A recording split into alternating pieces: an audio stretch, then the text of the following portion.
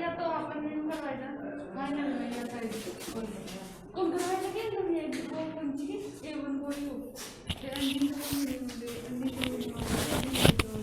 Minimum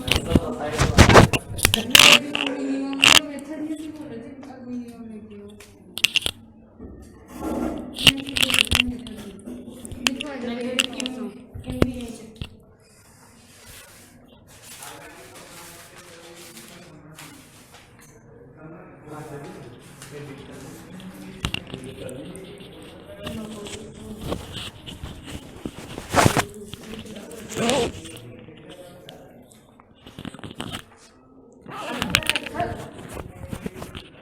देखो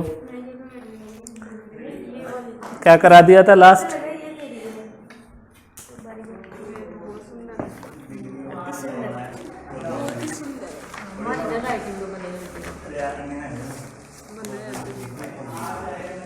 sir ये static से फटाओगे क्या आप हमारी वाली में फटाओगे? कोरिलेशन सहसंबंध अपना था degree of correlation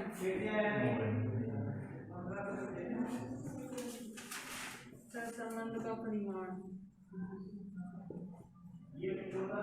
degree of correlation, और डिग्री ऑफ कोरिलेशन को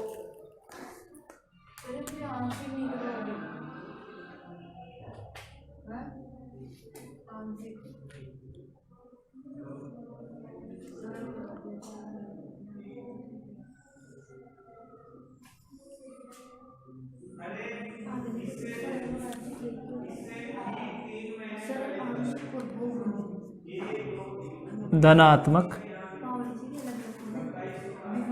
पॉजिटिव, ऋणात्मक, नेगेटिव।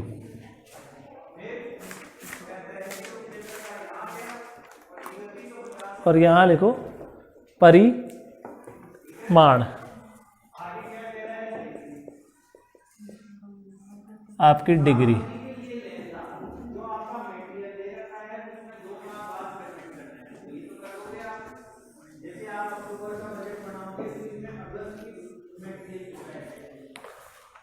देखिए सबसे पहले आता है पूर्ण।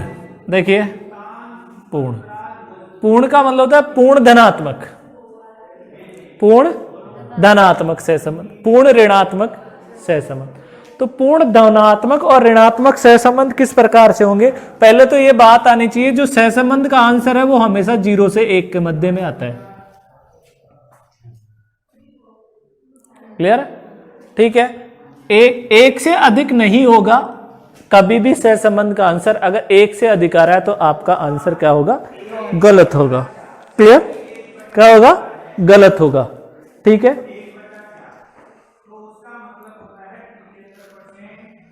शून्य से तो क्या अधिक, लेकिन 1 से कम होता है क्या? सहसंबंध।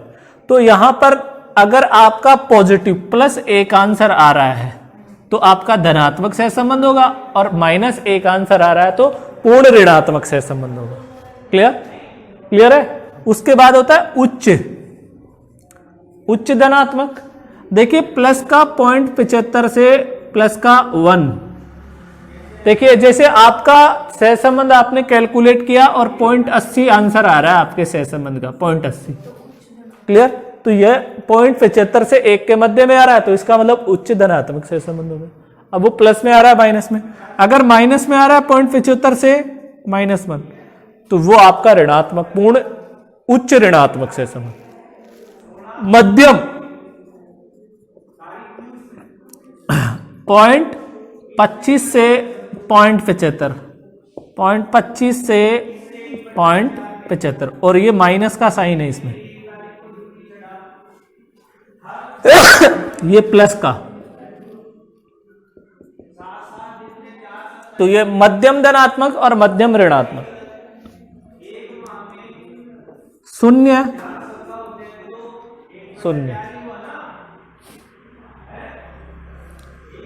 0 की जगह बाद में ले लो, पहले ले लो न्यून, ले लो एक और न्यून।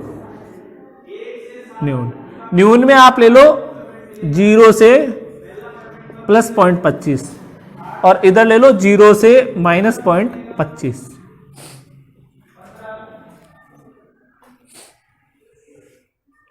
और एक होता है अनुपस्थित।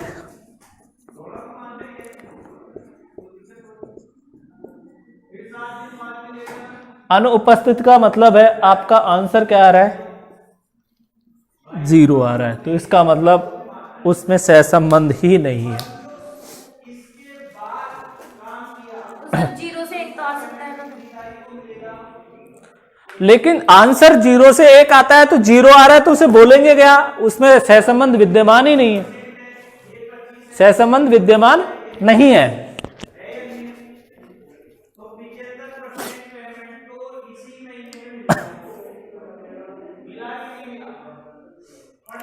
ये आपको जब सहसंबंध का फाइनल आंसर आएगा उसके बाद आपको लिखना पड़ेगा कि वो कौन सा है। अगर इस कैटेगरी में आ रहा है तो उच्च धनात्मक, अगर माइनस में आ रहा है तो उच्च ऋणात्मक, मध्यम धनात्मक, मध्यम ऋणात्मक। क्लियर होगी बात? न्यून, न्यून धनात्मक और न्यून ऋणात्मक। क्लियर?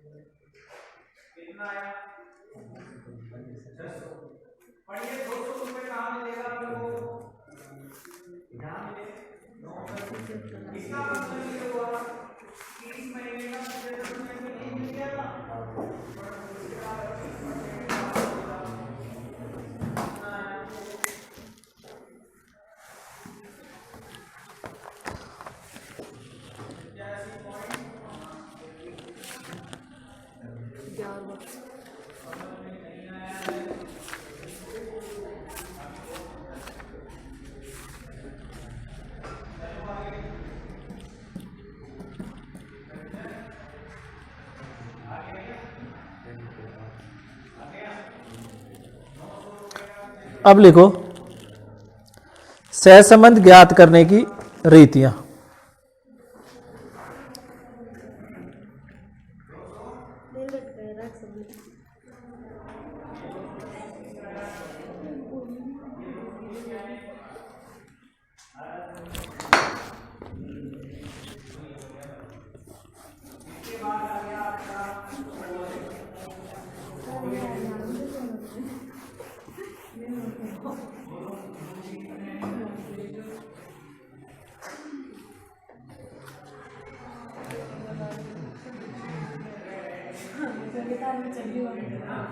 सहसंबंध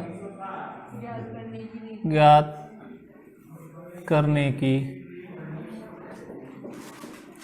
रीतियां। देखिए दो रीति होती है, एक तो होती है गणितीय रीति और एक होती है बिंदु रेखीय रीति।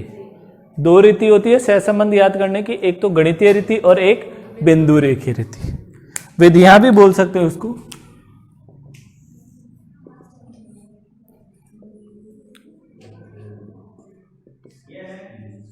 बिंदु रेखीय रीति,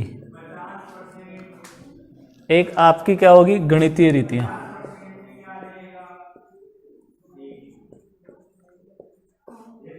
गणितीय रीति, जो गणितीय रीतियां होती है, और बिंदु रेखीय रीतियां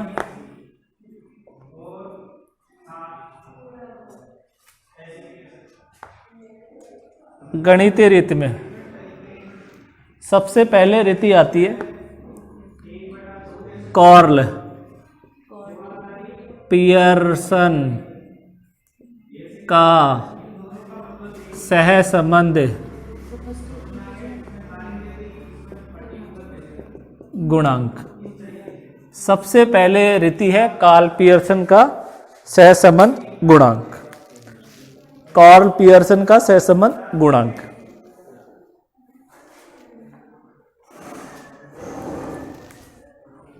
दूसरी है स्पेयरमैन की कोटि अंतर रीति।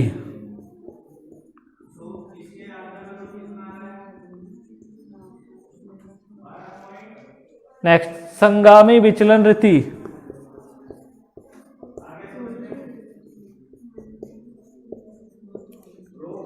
विचलन रीति भी बोल सकते हो आप, इसे गुणांक भी बोल सकते हो। और चौथी आपकी आ जाएगी न्यूनतम वर्ग रीति।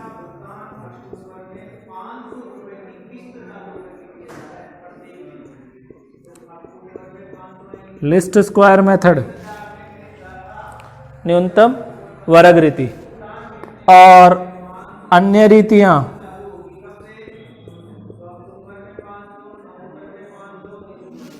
अन्य रीतियां। और विक्षेप चित्र, यहां पर विक्षेप चित्र और बिंदु रेखी रीति। बिंदु, साधारण लिख लेना, साधारण बिंदु रेखी रीति, साधारण बिंदु रेखी रीति, साधारण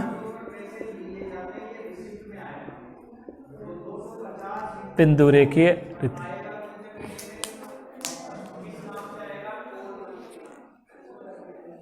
देखो सहसंबंध याद करने की रीतियां हैं, गणितीय रीति, एक क्या बिंदु रेखी।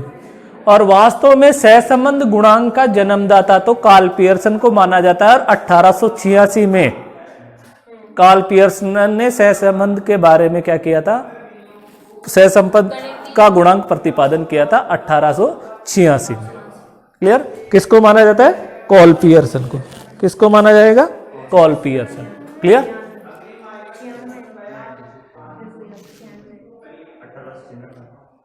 1896 में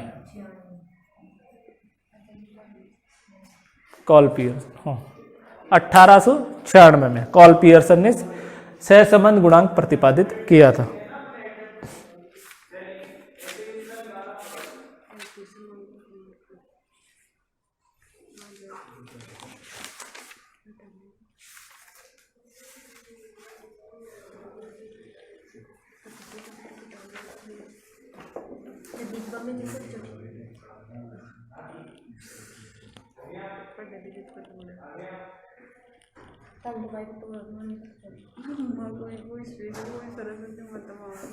देखिए, जो कोरिलेशन है उसको संकेतानुसार प्रदर्शित किया जाता है, किससे? छोटे आर से। जब भी आप कैलकुलेट करेंगे तो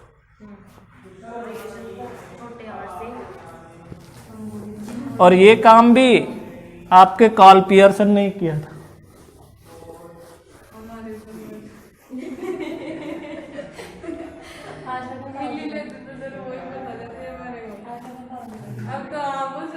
नेक्स्ट लिखो कार्ल पियर्सन का सहसंबंध गुणांक। कार्ल पियर्सन का सहसंबंध गुणांक, कार्ल पियर्सन का सहसंबंध गुणांक।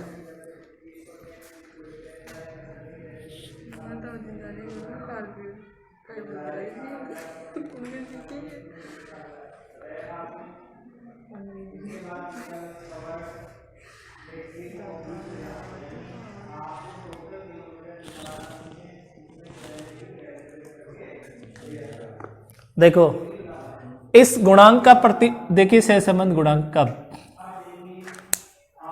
किसने? कार्ल पियर्सन ने।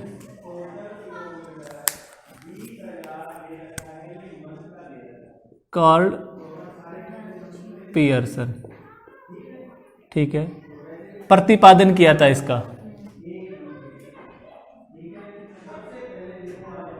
और प्रतिपादन किया था 1896।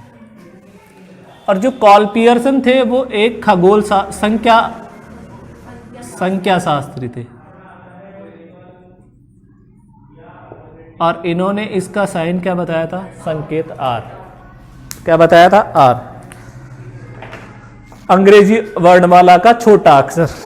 क्लियर है?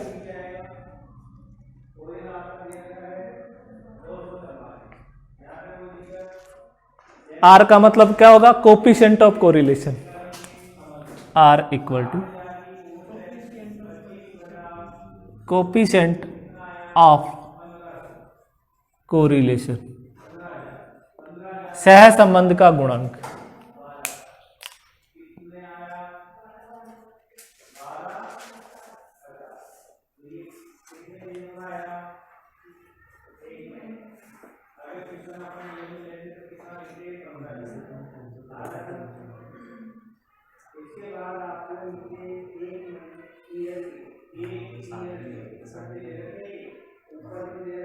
ठीक है, अब देखिए प्रमुख लक्षण, इन्होंने जो ये गुणांक बताया इसके कुछ लक्षण थे, प्रमुख लक्षण, या आप विशेषताएं भी कह सकते हैं।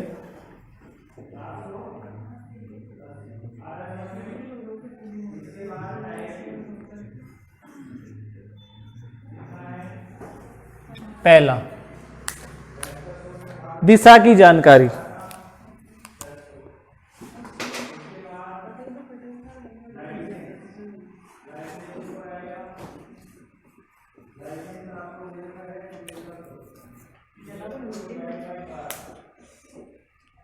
दिशा की जानकारी कैसे होगी?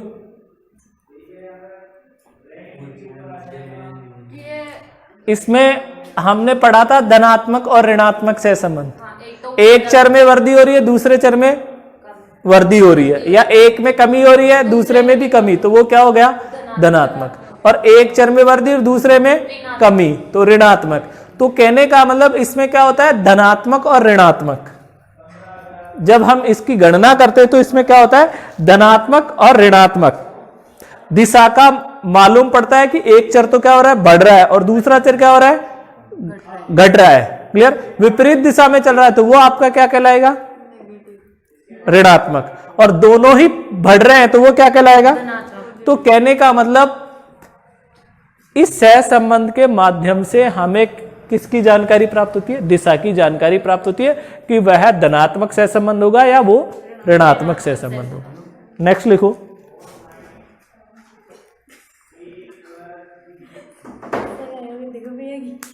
नेक्स्ट, मात्रा व सीमाओं की जानकारी।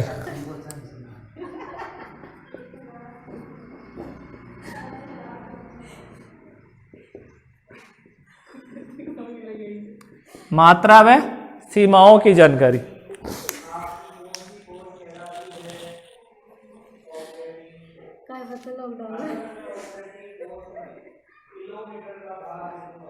मात्रा व सीमाओं, देखिए जो ये सहसंबंध का गुणांक है वो 0 से 1 के मध्य में आएगा। क्लियर?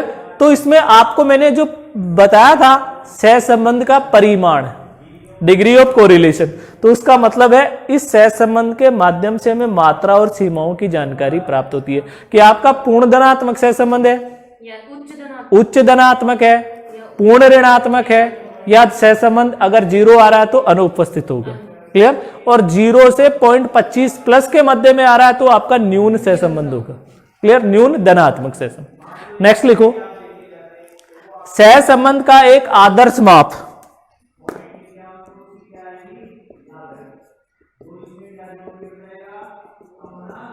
एक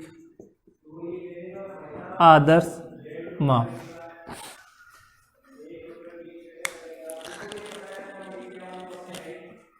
इसे आदर्श माप क्यों कहा गया? इसके 2 कारण है, इसलिए इसको आदर्श माप कहा गया। क्योंकि आप जब भी सहसंबंध की गणना करेंगे, जब भी, तो ये 2 पर आधारित होगा, एक तो माध्य पर और एक प्रमाप विचलन पर आधारित होने के कारण इसको आदर्श माप कहा गया। किस पर आधारित है ये? माध्य पर और प्रमाप विचलन पर, स्टैंडर्ड डेविएशन पर।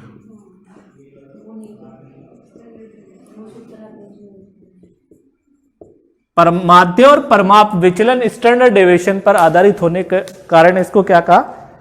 आदर्श माप कहा।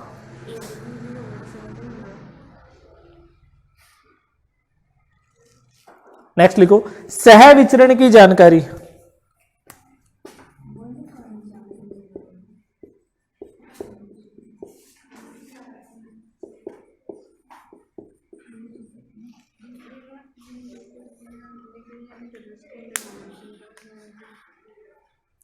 देखिए कोवेरियंस का आप सूत्र लिख सकते हैं, equal to sigma dx dy, sigma dx dy बटा n।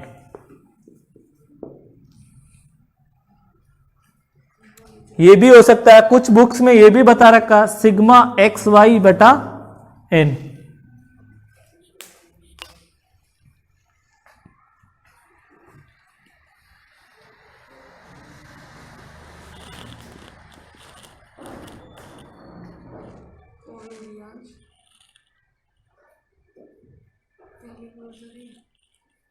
क्या है सिग्मा, क्या बोलते हैं, सिग्मा dx dy बटा n या सिग्मा एक्स वाई कोवेरियंस पूछ ले प्रश्न में, कैसे निकालेंगे?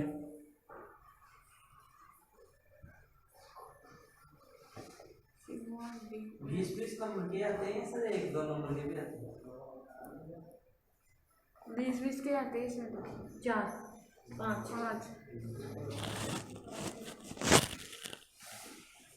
ऐसे आते हैं ना सर 20 के।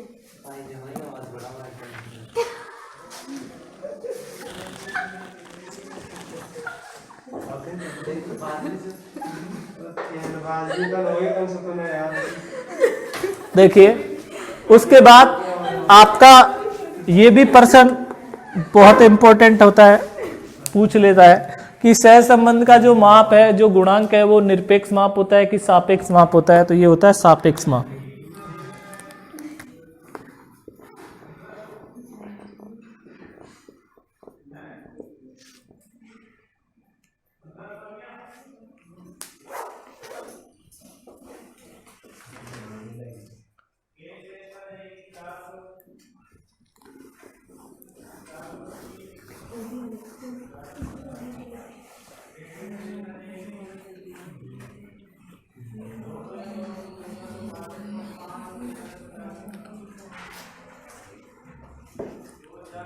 अब सहसंबंध गुणांक का परिकलन कैसे करते हैं? इसका मतलब है कि सहसंबंध गुणांक की गणना आप किस प्रकार से करेंगे, कैसे करेंगे? तो सहसंबंध गुणांक की गणना कैलकुलेशन करने की दो रीतियां होती है वैसे तो, डायरेक्ट मेथड और एक आपका शॉर्टकट मेथड। डायरेक्ट मेथड और दूसरा आपका कौन सा? शॉर्टकट मेथड, वो इनडायरेक्ट लघु रीति। एक कैसे हो गया? डायरेक्ट मेथड अलग है और शॉर्टकट मेथड अलग है।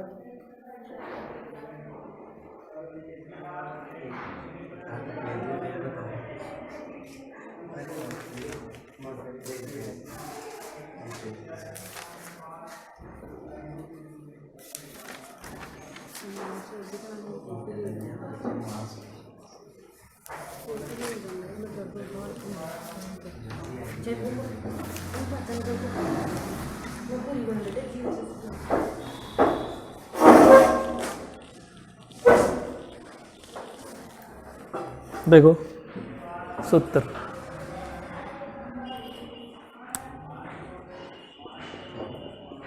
प्रत्यक्ष रीति में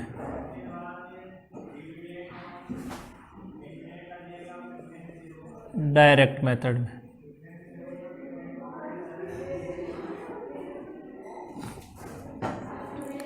R इक्वल टू, देखो सिग्मा dx dy बटा n standard deviation x into standard deviation y। एक सूत्र तो ये हो गया। क्लियर? काफी बार इसकी जगह dx नहीं देता, वो कह देता है सिग्मा एक्स वाई बटा n स्टैंडर्ड डेविएशन x और स्टैंडर्ड डेविएशन y। तो ये भी आपका क्या हो जाएगा? सूत्र हो जाएगा।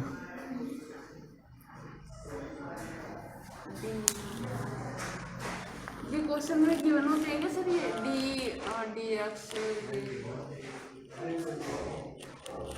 dx तो मल्टीप्लाई। ठीक है, पहला सूत्र हो गया।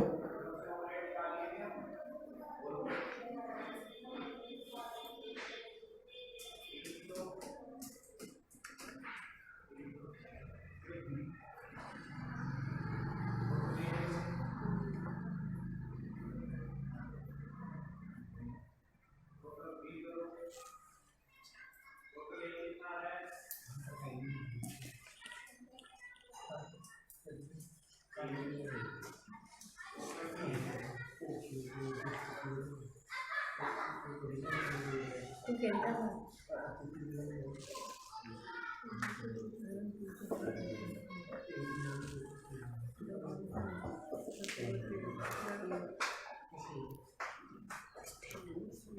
ये भी सूत्र हो सकता है आर कैलकुलेट करने का, sigma D X D Y बटा under root sigma D square X into sigma D square Y.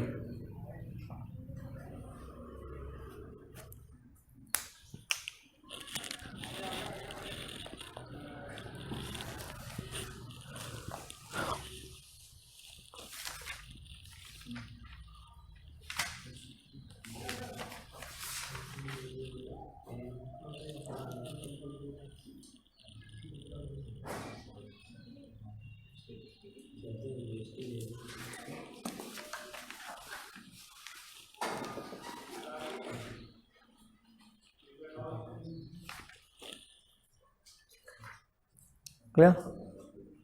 फिर आपकी आती है, देखिए ये तो कौन सी हुई, प्रत्यक्ष रीति। ऐसा कोई प्रश्न में नहीं आता कि आप प्रत्यक्ष रीति से हल करें या लघु रीति से हल करें, जो आपकी इच्छा करे उस विधि से आप प्रश्न को हल कर सकते हैं।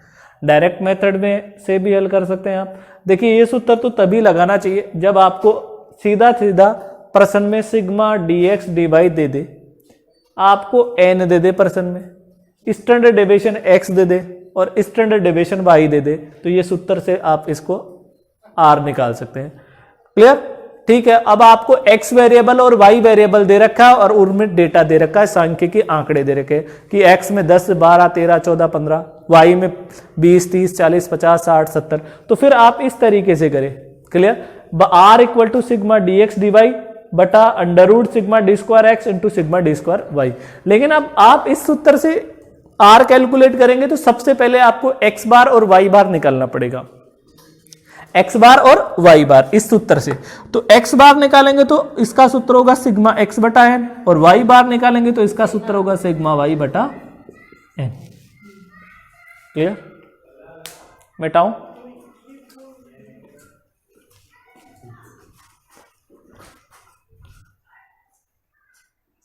एक और देख लो, लघु रीति भी देख लो इसमें।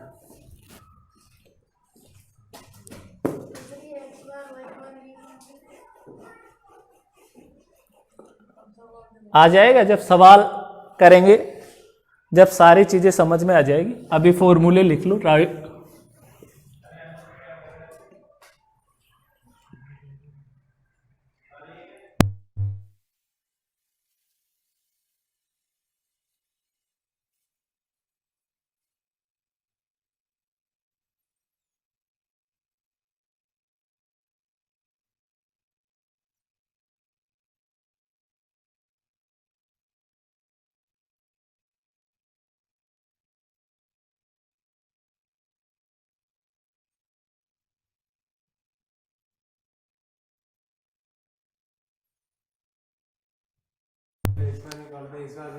देखियो आगे लघु रीति, देखिए लघु रीति शॉर्टकट मेथड। शॉर्टकट मेथड में दो सूत्र हैं आपके, ठीक है। एक तो लिख लो R equal to sigma D X D Y, sigma D X D Y minus N bracket X bar minus A X और Y bar minus A Y बटा एन स्टैंडर्ड डेविएशन एक्स और इनटू स्टैंडर्ड डेविएशन वाई। इधर देखो, इधर R का दूसरा formula होगा N into sigma D X D Y minus sigma D X into sigma D Y बटा under root N into sigma D X का square minus sigma D X का whole square into N into sigma D square Y minus sigma D Y का whole square.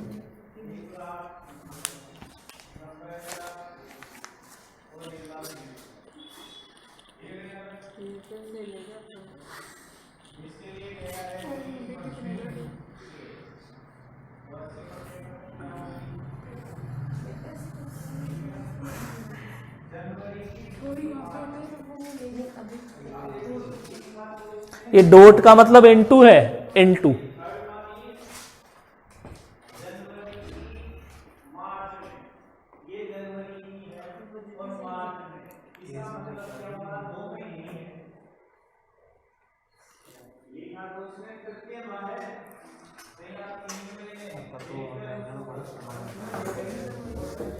एक से 1 बंद होगा।